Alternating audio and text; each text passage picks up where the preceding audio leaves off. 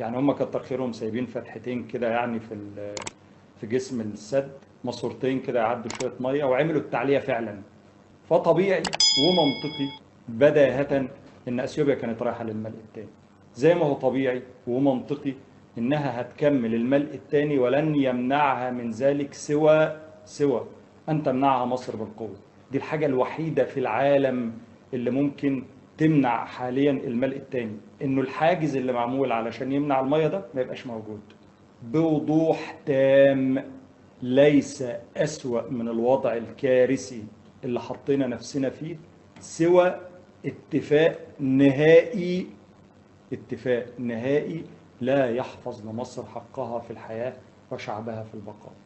وبالمناسبة هو ده اللي احنا طالبينه، أقصى ما طالبنا به على مدار ال10 سنين اللي فاتت رسميا لا يحقق لنا الحد الأدنى اللي يؤمن حقوقنا ويضمن بقائنا ووجودنا.